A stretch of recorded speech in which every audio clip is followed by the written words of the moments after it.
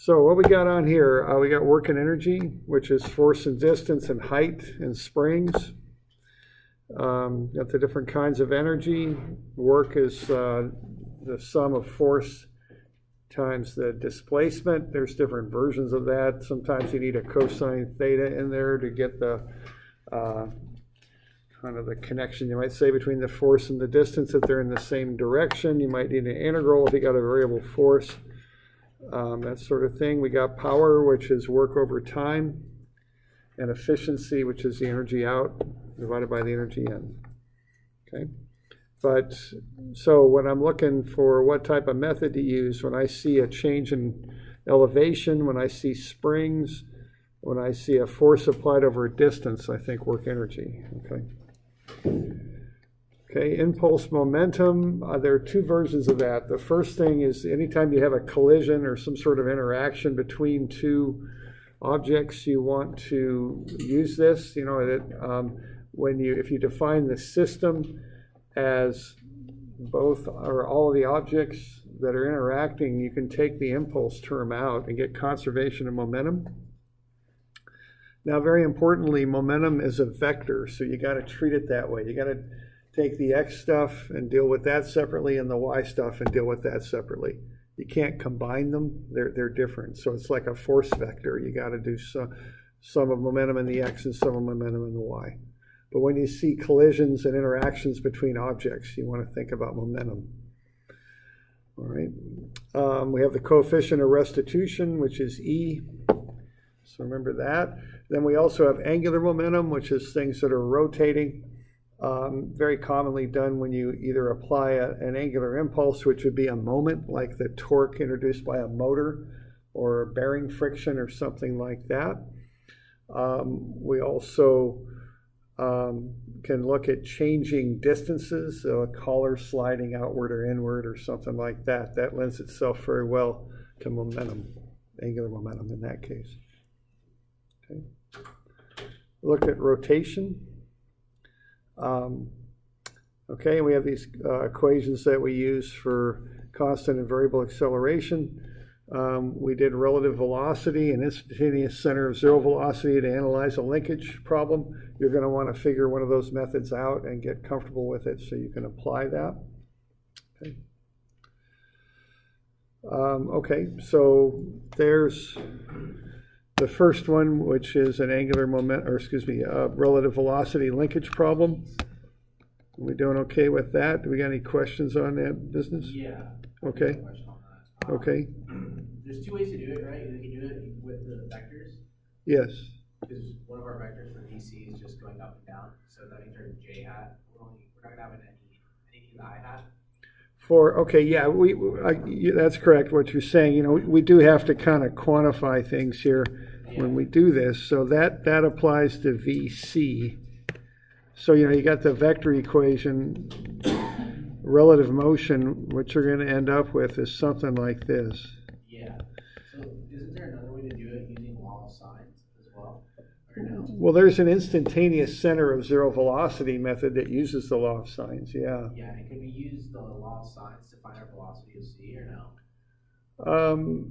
Well, you use the law of sines to get the distances for the to the instantaneous center. So it's a step in finding the velocity of C if you use the instantaneous center method. Yeah, so once we have our sides and our angles, we just use that to find our omega, right? Our velocity is only going to go one way, and then the lengths, right? Well, let's see. I mean, for starters, if you look at VC, it's moving on this shaft, up or down. Given the configuration here, my guess it'd be up. It has no x component. So when you write up VC, it'll be 0I because it's on that shaft, plus VCJ. Okay, now that's how you would express that if you're doing the relative motion approach. Now, if you're doing the instantaneous center approach, what you're going to do, you're going to start at A and get the velocity of B. And then once you've got that, what you're going to do here is you're going to use the fact that VC moves up on that collar. VB is perpendicular to the linkage AB. So you're going to do perpendiculars here. This is where the law of sines enters in. And you're going to intersect those over there. So the law of sines is a kind of a part of doing that. You're going to apply the law of sines, being as you know this length, and you can figure out these other angles. That's 56, I think, and this will be 180 minus 56 minus 70. So 126, is that 54 degrees in there maybe? I don't know. Maybe not. 54, I think it is 54.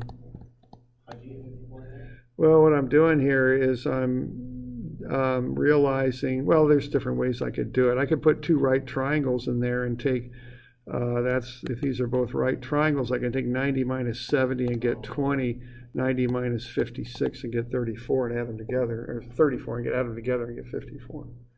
So that would be a triangle that you could then apply the law of sines to find out these distances to the IC.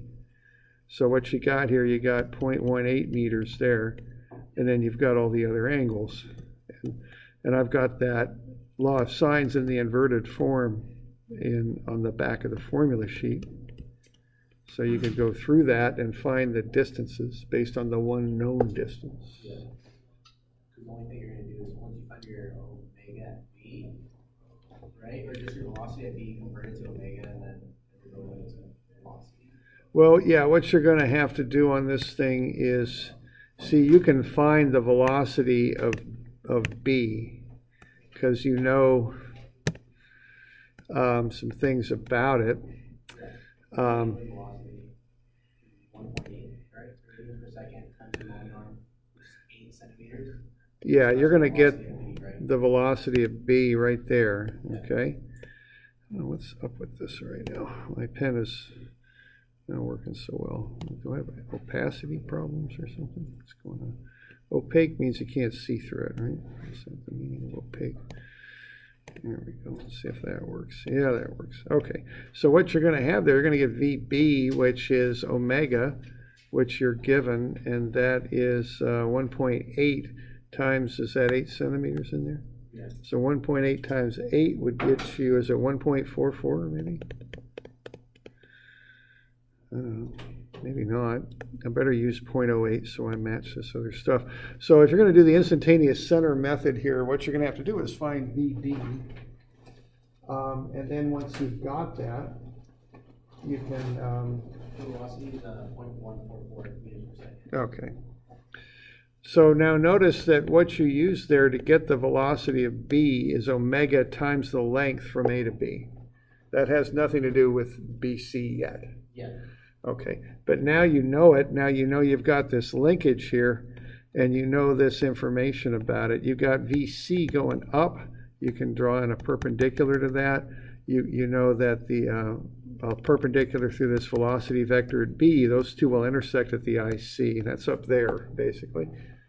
So once you know VB, what you're going to do is you're going to find this distance.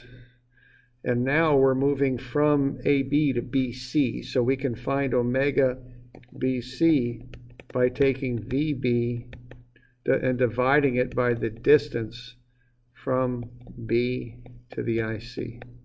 That'll get you omega. That applies to the linkage BC. And then you can find VC by taking that omega that you just found times the distance from C to the IC. C to IC? Yes. Because now you're looking at point C. Right. So there's a few steps involved with that, working your way through that. Okay. And on the exam, do you think it doesn't matter which way we're going to do it? You know, yeah, right. The exam would be open-ended. I'll just give you one of these. You figure it out. Okay. So just lock in some method that you're comfortable with. People ask me if there's an advantage to one method over the other, and I've never really identified that. If you're good at it, this is probably the quickest way, but you do have that, you got to be comfortable with the geometry and the method and all that. So, I wouldn't just kind of wing it and do this. I'd get it dialed in before I did that. Cross-product methods really well. Yeah. They're all good. They all kind of have advantages and disadvantages. So just I just tried doing it with on the homework, I did one with law signs, and then on the review I did with the vector. All right. And so I was just trying to see why couldn't figure this one out using law of sines, but I think what I was doing, I was connecting the collar to point A, and then trying to find my angles through that instead of extending B to C. And that's a common error that I've seen on these instantaneous center methods is people try to use A as the instantaneous center for BC, and it's not. It's the instantaneous center for AB, but the instantaneous center for BC is up in space here. It's on the line of that linkage AB, but it's not point A. It's some other point on that line. Okay. Because your key for that is to find one angle that you know a side of, right? Yes, and right, you can find all three angles, and plus one of the sides is the length of the linkage. Yeah. So you always have one of the sides. So you're trying to find the angle of the opposite, is what I'm saying. Yeah, you're finding all three of those angles. You're given two of them pretty much. I mean, the 70 and the 56 you're given. So finding the third's pretty straight up. It's just 180 minus those two. And you've got that law of sines formula on the back of the formula sheet. That's right where it's at. Okay. So we're good with that? Okay. So, this would be a good one to practice just to make sure you can do it. I mean, we've gone through a few of these, so, just pick a method and go with it. Okay.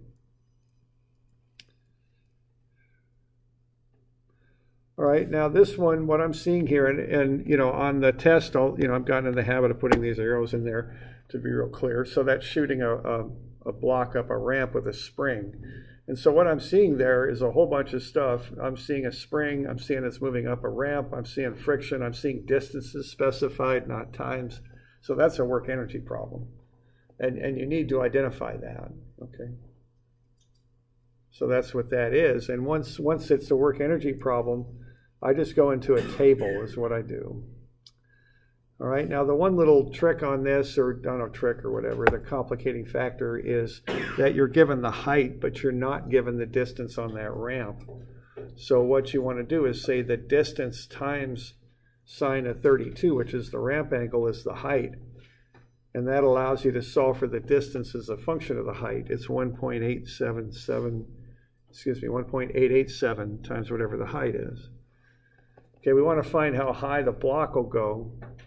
So I'm going to express the distance as a function of h using trigonometry there, just the sine of 32. Okay. Now, once I've got that, I need to do a few other things. I want to find the weight. Just take the mass times gravity. It's 14.72. Then I'm going to find the normal force. Based on the 32-degree angle, I use cosine of 32 for that,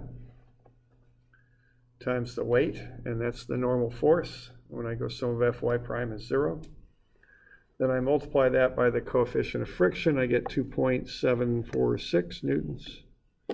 And then I can find the work. I take the frictional force times the distance up the ramp, which is expressed as a function of height. So I get negative 5.18 h. I'm also given some information about the spring there. It's got an unstretched length of 0.53. So if I take away this original length of 0.23, I get 0.3 meters. That's the compression in the spring at A. And then there's a little mechanism that stops the spring, so the spring doesn't go out to its full uncompressed length. So once again, I need the difference between the uncompressed length of 0.53 and the length that it is when the block's up at B. And that's 0.37. So that's 0.16 meters. Okay. So this page here, I'm just doing all the kind of the background stuff to figure out, to get stuff plugged into the table. Okay. All right. So then I can just go into that table. I got no potential energy to start. I'll make that my datum. The spring energy will be 1/2 Ks squared. Okay, I already calculated S. I got to remember to square it. It's 18.45. So I got 18.45 Newton meters of energy there to start with the compressed spring. I'm going to take away the 5.18 h, which is the height there. And then I'm going to get the spring energy on the other side, 1/2 ks squared, and then my potential energy is the weight times whatever the height is. So I just equate these two things together, the total energy and the sum of the potential and spring energy, and solve for the height. Okay. Yeah, question? If we're doing something with like a motor pushing it up and not having a spring force, and we're working with power, would we just count our work? Would we just add our work and our potential or our energy before together instead of subtracting it? Well, you can. Total energy. You know, algebraically, you can do this different ways. You know, it isn't like you have to do it a certain way. This is just how I've set it up. Now, a motor, generally to me, you got to connect the motor to the object somehow. So normally I think of the object as being the system. The motor then is kind of outside the system is normally how I do that. And so then it becomes work. So if it's pulling or pushing something, that's positive energy. Oh, okay. You know. So in that case, your work right there would be positive. If the motor's like pulling something up a ramp or something, yeah, it would be positive energy then. So that's generally how I look at it. Okay. Yeah. Okay. So the work is outside the system. And I define the system as whatever object's moving around plus springs that are attached to it too. That's generally how I do that. Okay. All right.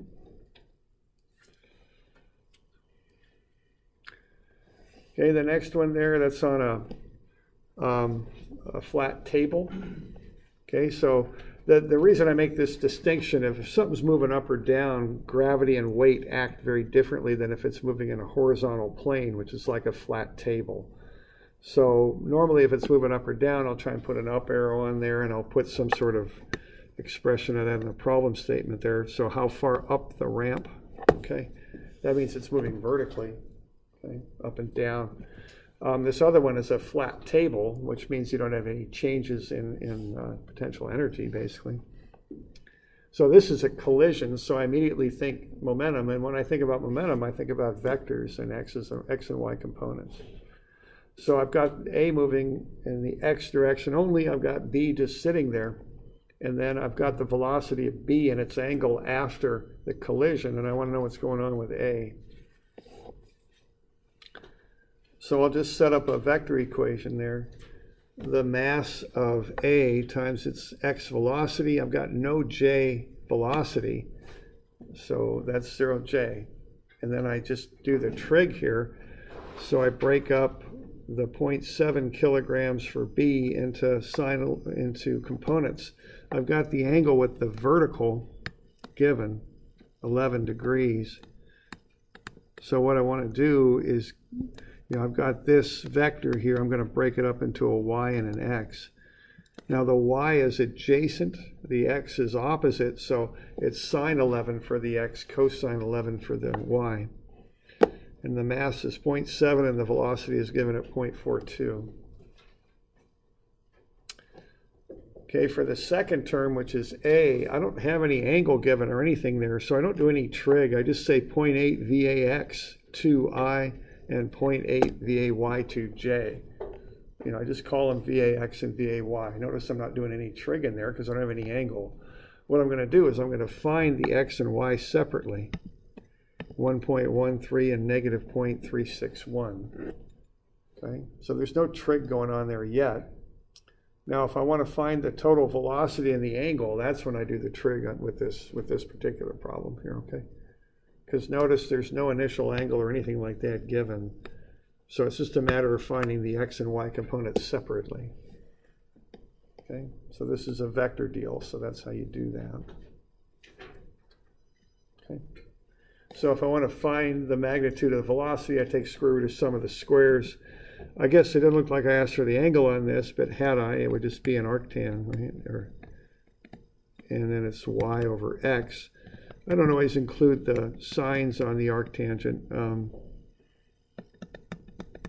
You know, a lot of times I'll just kind of point the direction on it. I guess I could put a sign in there. It doesn't hurt, but you don't. If you kind of know what direction it's going, you don't have to. Okay. So arctan, tan to the -1, whatever you want to call it, and you could work that out and find the angle. It doesn't look like I did, but you could.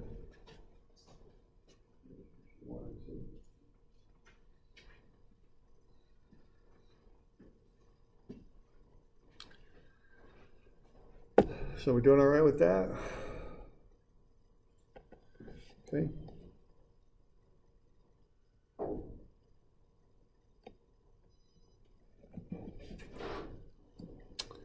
Okay, the last one there, I've got a spinning motor with a rod and a collar moving out on a rod. So that really looks like angular momentum on that, because I've got the moment that's being created by the motor, and I've got a changing offset distance there. Okay. And so I can go ahead and plug all that stuff in. So when I start, I got 0.42 meters. 30 kilograms, and then I've got 2 radians per second. But remember, this equation calls for d, m, and then v, okay? Now what v is r omega. So that distance comes in twice. Once I call it d because it's an offset distance like a moment arm for the angular momentum. The second time I call it r. It's the offset from the center that I multiply by omega to get the velocity. Okay.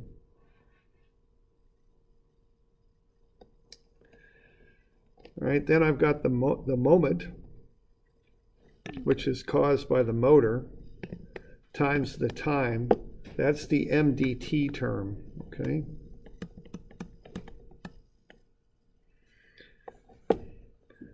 Now notice, so I've got 2 m's in this formula, so keep them straight. The lowercase m is for mass, the uppercase m is for moment. So keep those two things, understand they're different things, okay? And then on the other side, the distance is increased from the center, so that increases my d and my r. I still need a v term there, right? So v is omega times r, 0.74 omega. That's v. The mass is 30 kilograms, and the distance, which is like a moment arm, is 0.74 meters. Okay. So that's what's going on with that.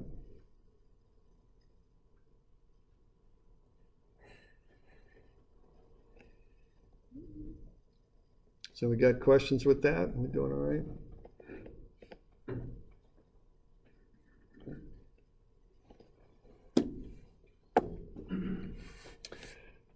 All right, so again, just be able to identify these problems for what they are and then apply the proper method.